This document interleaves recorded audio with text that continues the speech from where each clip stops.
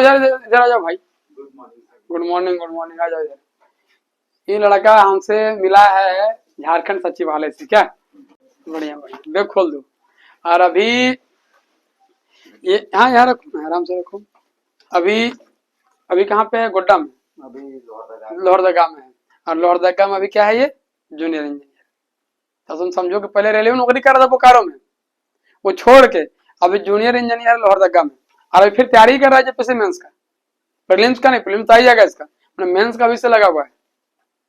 तो सोचो, इससे कुछ सीखो तुम लोग, बहुत काम देने वाला है कि कैसे तैयारी किया, इसका रणनीति क्या था। फिर तुमसे मिलते हैं, बताओ। मेरा नाम हुआ अफ्तारुल हक। अभी हम लोहरदगा में पोस्टिंग है, पहले रेलवे में यहीं बोकारो में ही थे। तो हमको तो ऐसा मंच में बोलने का अनुभव नहीं है, कभी पढ़ाए नहीं। और क्या क्या है, बस अपना पढ़ाई पढ़ाई पढ़ाई, और लोगों से उतना लगाव नहीं। लेकिन हम भी कभी आप लोग की तरह स्टूडेंट थे और अभी भी स्टूडेंट है। और हर एक अच्छा छात्र हमेशा जीवन भर स्टूडेंट ही रहता है, चाहे वो आईएएस बन जाए, चाहे आईपीएस बन जाए, चाहे कुछ भी बन जाए। और सक्सेस का ऐसा नहीं है कि आदमी यहाँ पे पहुंच गया उसका बाद फिर उसका कहानी खत्म। सक्सेस धीरे धीरे धीरे धीरे उसका मरने तक उसको मिलते ही रहता है। ठीक है, इसलिए सक्सेस एक पॉइंट नहीं होता है, ये बात याद रखिएगा। और पढ़ने का ऐसा है कि पढ़ने का कोई शॉर्टकट है नहीं। मेरा पर्सनल अनुभव है, पढ़ने का कोई शॉर्टकट है नहीं। इसे इसे जो टीचर बताते हैं उसके अकॉर्डिंग आप जाइएगा तभी सक्सेस तक पहुंच पाइएगा। ऐसे तो क्या ही हम अपना बताए मोटिवेशन क्या करें। आप लोग सब अभी अब खुद में मोटिवेशन होना चाहिए। मोटिवेशन खुद के अंदर जब तक नहीं आएगा, दुनिया का कितना बड़ा मोटिवेशनल स्पीकर आप लोग को मोटिवेट नहीं कर पाएगा। आपका हालात, आपका सिचुएशन अगर आपको मोटिवेट कर रहा है कि हमको ये चीज़ करना है तो क्यों करना है, वही सबसे बड़ा मोटिवेशन है। अगर आप आज आए हैं सुबह में, इतना सुबह उठ के, तो उसका कोई रीज़न होगा। अगर कोई रीज़न नहीं होता तो नहीं आते हैं। घर वाले भेजना जाओ जाओ पढ़ के आओ, तो उसमें आप पढ़ भी नहीं पाते। खुद से आए हैं, मेहनत करके आए हैं, तो एक मोटिवेशन है कि हम जाकर कुछ सीखेंगे। इसी तरह ज़िंदगी में कोई भी टारगेट बनाइए, उसका मोटिवेशन खुद होना चाहिए। मोटिवेशन दूसरों से हासिल करने वाला चीज़ नहीं है, आपका हालात मोटिवेशन होना चाहिए। हमको खुद को बदलना है, कुछ दिखाना है, समाज में कुछ अपने आप को बन के दिखाना, वो मोटिवेशन होता है। पढ़ने का तरीका मेरा थोड़ा एक्सेप्शन था। नॉर्मल जो पढ़ते हैं सबको वैसा नहीं था कि एक रेल का जॉब, वो भी हम अपना बता देते हैं कि जब हम शुरू में तैयारी करते थे विदाउट जॉब तो हम कभी तैयारी नहीं किए, कभी आज तक कोचिंग भी नहीं गए हम। जब हम लोग पढ़ाई कर रहे थे तब ये क्या था कि मन में था कि इंजीनियरिंग कर रहे हैं तो बड़े बड़े कंपनी में काम करेंगे, लेकिन वैसा कुछ हुआ नहीं, जैसा होता नहीं है। ऐसे ही पढ़ाते थे सर, जब पढ़ा रहे थे कुछ आईटीआई कॉलेज में 2-4 घंटा पढ़ा लेते थे, उसके बाद फिर तैयारी करते थे। और पढ़ने का ये है कि 24 घंटा है तो 25 घंटा पढ़ जाए, ये माइंड में था बस। ये बोलने में लग रहा है कि ये अनहोनी वाला चीज़ है, लेकिन कर लेता है, करने वाला कर लेता है। कितना खराब कंडीशन हो, पढ़ने वाला पढ़ लेता है, क्योंकि हमको निकलना है, उस गर्त से निकलना है तो निकलना है, इस वजह से पढ़ना पड़ता है। ऐसे नहीं कि हम मेरा रूटीन है 8 बजे खाना खाने का, 9 से 10 पढ़ लेने का, 10 से 6 सो लेने का, वैसे में पढ़ाई नहीं होता है। वो एक नॉर्मल पढ़ाई होता है, नॉर्मल रिजल्ट आएगा, ठीक है।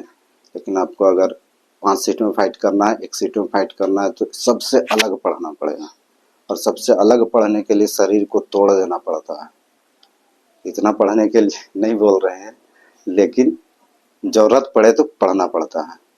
सर बोल रहे कि हम कैसे पढ़ाई किए, तो नॉर्मली पढ़ते थे, लेकिन जब रेल में आए, रेलवे में घुसे, उसके बाद रेलवे बाहर से दिखता बहुत अच्छा है, ठीक है। हम आप लोग को डिमोटिवेट नहीं कर रहे हैं कि रेल में नहीं जाने के लिए, लेकिन रेलवे बाहर से दिखता बहुत अच्छा है। और अभी का दौर में रेल में प्रेशर बहुत ज़्यादा है काम का, पर्सनल अनुभव है। आप लोग अगर स्वेच्छा होगा तो जा सकते हैं आप लोग, ऐसा नहीं है, लेकिन हम बोलेंगे कि रेल से अच्छा जॉब निकालने की कोशिश कीजिए। हम रेलवे में 3 जॉब निकाले, तीनों छोड़े, ठीक है। और एक मन में क्या होता है ना कि कॉन्फिडेंस आना चाहिए अपने अंदर कि हम ये करेंगे तो करेंगे, छोड़ेंगे नहीं, छोड़ नहीं सकते हैं इसको। और क्यों नहीं छोड़ना है वो अपने आप में डेवलप करना है, नहीं छोड़ना है तो क्यों नहीं छोड़ना है। मेरा जेई में सिलेक्शन हुआ था, जम्मू कश्मीर जा नहीं सकते थे, 2018 का सिचुएशन खराब था। ये लोको पायलट में सिलेक्शन हुआ था बिलासपुर, वहाँ गए नहीं। लेकिन फिर इसी दौरान सर से एक दिन बात हुआ था मेरा, बताए तो लगा कि नहीं किया जा सकता है जेपीएससी के लिए। तो फिर हम ग्रुप डी ज्वाइन किए। ग्रुप डी में काम करते करते करते सबसे पहला टारगेट लगाया कि नहीं यहाँ रह के हम जेपीएससी नहीं कर सकते, क्योंकि यहाँ टाइम नहीं मिलता है, प्रेशर रहता है, नहीं कर सकते तो नहीं कर सकते हैं। शॉर्ट टर्म में ये जॉब निकाली। शॉर्ट टर्म में उस वक्त भी भैया से बात होता था, जब हम ग्रुप डी में थे उस वक्त भी भैया से बात होता था। तो अब टाइम मिलता है, सब कुछ मिलता है तो आ गया। और ग्रुप डी में रहने के दौरान एक एक मिनट को यूटिलाइज करना, कैसे करना है, क्योंकि 10 से 6 हिलने नहीं देता था, 10 से 6 टाइम नहीं मिलता था।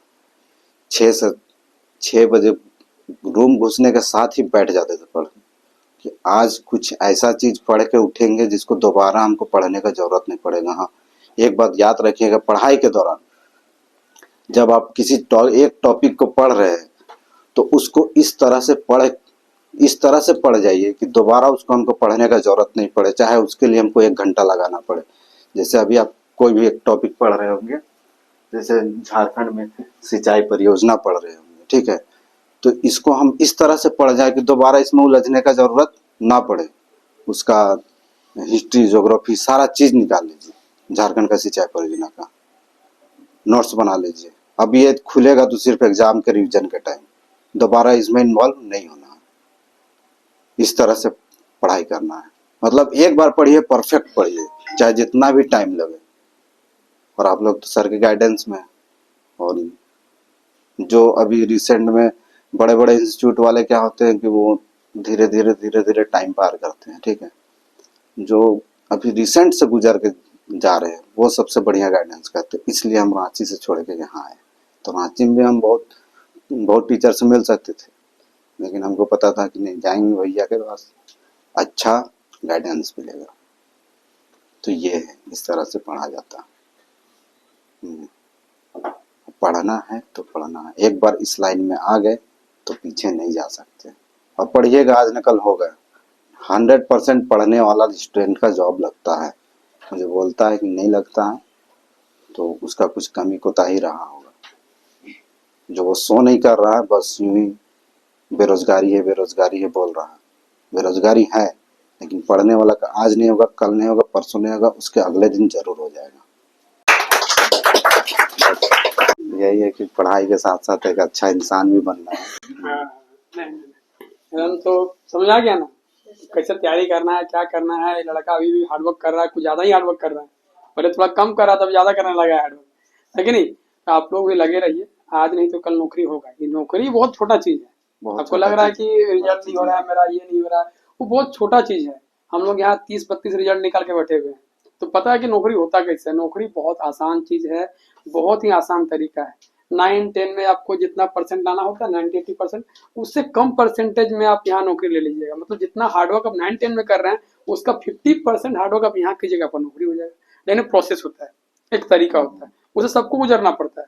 हम भी उसी से गुजरे हैं, ये भी उसी से गुजरा है, आप लोग उसी से गुजरिएगा, फिर आप उसी से करिएगा। आज ये यहाँ पे खड़ा है, हम यहाँ पे खड़ा है, कल आप यहाँ पे खड़ा होइएगा। तो जीवन यही है, इस तरह चलता रहेगा। और इसी तरह हमारा समाज जो है परिवर्तन होगा। एक दिन में कोई चेंज नहीं होता है। एक दिन में एक इंसान नौकरी ले सकता है, पूरा समाज ले सकता है। वो पूरा समाज को चेंज करने के लिए कुछ और लोग चाहिए, ये हैं, हम हैं, और भी लोग आएंगे। इस तरह करके हमारा पूरा समाज चेंज होगा। और जब भी हमारा समाज चेंज होगा, तभी वहां से नए नए प्रोडक्ट मिलेंगे। ऐसे ऐसे बच्चे आएंगे जो शायद हम लोग से भी बहुत आगे जाएंगे। हम लोग कितना साल पढ़ा सकते हैं, 5 साल 10 साल, इससे बेसी पढ़ा सकते हैं, शरीर भी साथ नहीं देगा। लेकिन इस इतना फेज में इतना काम कर लेना है कि आने वाला बच्चा लोग के लिए दिक्कत ना हो। हम लोग उसके लिए हार्डवर्क कर रहे हैं, समझा। चलो बढ़िया भाई, इसमें तारीफ मारो, बढ़िया।